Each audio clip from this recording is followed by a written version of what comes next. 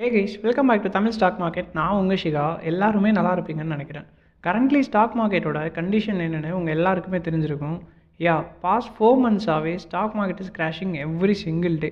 இதுக்கு பல காரணம் இருந்தாலும் இம்பார்ட்டண்ட்டான சில ரீசன்ஸ் எல்லாமே இருக்கும் இல்லையா?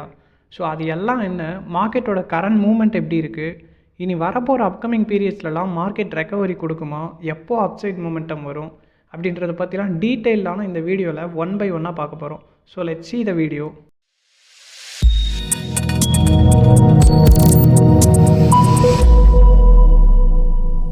ஃபர்ஸ்ட் ஆஃப் ஆல், இது வரைக்கும் கொரோனா லாக்டவுனுக்கு அப்புறம் மார்க்கெட் ஒரு பியரிஷ் மொமெண்டமை பார்த்ததே இல்லை.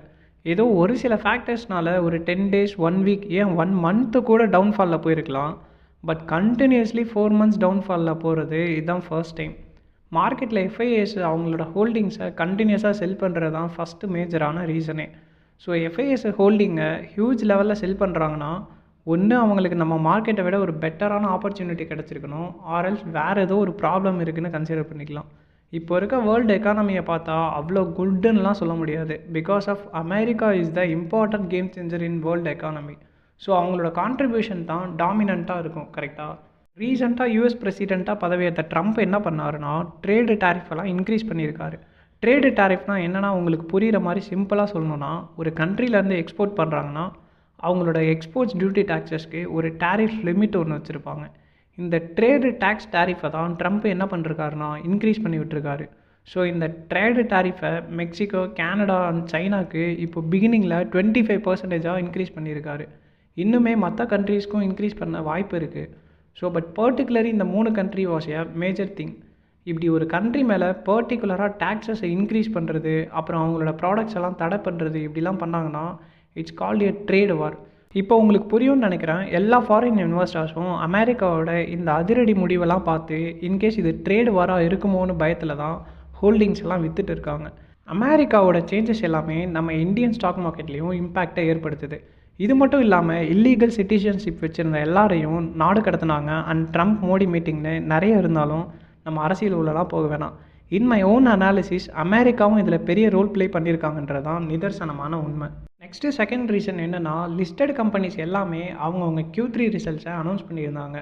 இந்த Q3 ரிசல்ட்ஸ் எல்லாமே ஒரு சில செக்டாரியல் ஸ்டாக்ஸ்க்கு இம்ப்ரெசிவாக இருந்தாலும் நிறைய செக்டாரியல் கம்பெனிஸ்க்கு இம்ப்ரெசிவாக தான் இருந்தது. இந்த குவார்ட்டரில் சரியாக பெர்ஃபார்ம் பண்ணாத ஸ்டாக்ஸ் எல்லாத்துலேயும் ஒரு ஃபியர் ட்ரிகர் ஆனதால தான் கிடைச்ச காசுக்கு விற்றா போதும்னு செல் பண்ணின இன்வெஸ்டர்ஸும் இருக்காங்க. மார்க்கெட் இந்த ரேஞ்சில் போனாலும் நெக்ஸ்ட்டு எப்போ அப்சைட் மொமெண்டம் கொடுக்கும், அதுக்கான பாசிபிலிட்டிஸ் என்னென்ன இருக்குதுன்னு பார்த்துடலாம். நீங்கள் நம்ம சேனலில் வீடியோஸ் எல்லாமே பார்க்குறீங்க, வியூஸ் எல்லாமே கொடுக்குறீங்க. பட் சப்ஸ்கிரைப் பண்ணிவிட்டு லைக் பண்ணிங்கன்னா நீங்கள் எங்களுக்கு கொடுக்குற அப்ரிசியேஷன் வேல்யூபிளாக இருக்கும். ஸோ நம்ம சேனலை சப்ஸ்கிரைப் பண்ணலன்னா பண்ணிக்கோங்க. சோஷியல் மீடியா சேனல்ஸ்லேயும் ஃபாலோ பண்ணிக்கோங்க. உங்களுக்கான அப்டேட்ஸ் ரெகுலராக வந்துகிட்டே இருக்கும். ஆல்மோஸ்ட் இந்த ஃபினான்ஷியல் இயரோட எண்டுக்கு வந்திருக்கு. நாம கமிங் 28 ஜிடிபி டேட்டாவும் பப்ளிஷ் பண்ண போகிறாங்க. என்ன தான் குட் பர்ஃபார்மன்ஸ் இருந்தாலும் ஜிடிபி பாயிண்ட்ஸ் கம்மியாச்சுன்னா 100% சொல்கிறேன், மார்க்கெட் இன்னுமே கீழே தான் போகும்.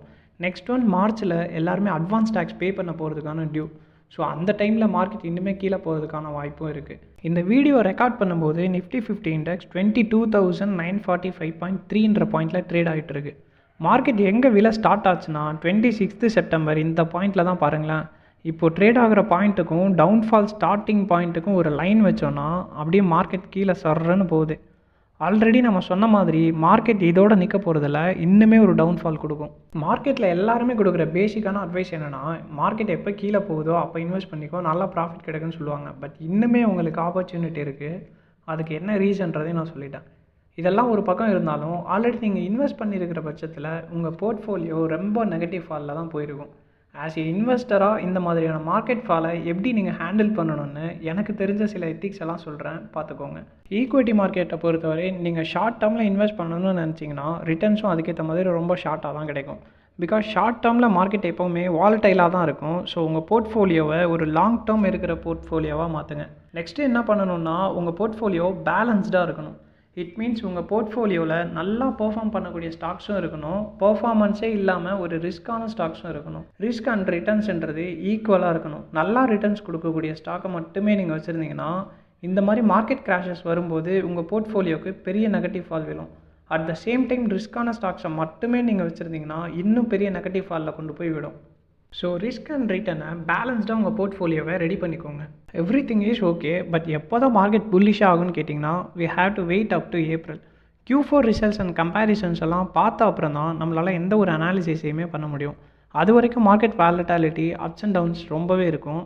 இப்போ இந்த பாயிண்ட்லேயே பாருங்கள், 22,955ன்ற லெவலுக்கு போயிட்டு திரும்ப 22,922க்கு வருது. இந்த வாலட்டாலிட்டி ரெகுலராக இருக்கிறது தான். ஸோ இது அவ்வளோ அப்சைடு மொமெண்டமாக நம்ம கன்சிடர் பண்ணிக்க முடியாது. மீன்வைல் இதுதான் நம்ம இன்வெஸ்ட் பண்ணுறதுக்கு சரியான டைம்னு பார்த்தீங்கன்னா இன்னுமே வெயிட் பண்ணலான்னு தான் நான் சொல்லுவேன். அண்ட் இம்பார்ட்டண்ட்டான டிஸ்க்ளைமர் என்னென்னா, நான் செபி ரிஜிஸ்டர்ட் எஃப்ஏ கிடையாது. இத்தனை வருஷம் என்னோட ஸ்டாக் மார்க்கெட் ஜேர்னியில் நான் கற்றுக்கிட்ட விஷயங்களையும் எக்ஸ்பீரியன்ஸையும் உங்ககிட்ட ஷேர் பண்ணிக்கிறேன். That's it. உங்களுக்கு வேறு எதுவும் டவுட்ஸ் அண்ட் கிளாரிஃபிகேஷன்ஸ் இருக்குது அப்படின்னா தாராளமாக கமெண்ட் செக்ஷனில் கேளுங்க. என்னால் முடிஞ்ச அளவுக்கு சொல்கிறேன்.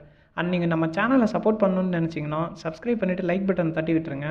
நெக்ஸ்ட்டு ஒரு யூஸ்ஃபுல்லான வீடியோவில் பார்க்கலாம். டாடா பாய் பாய். நான் உங்கள் Shikha from Tamil stock market channel.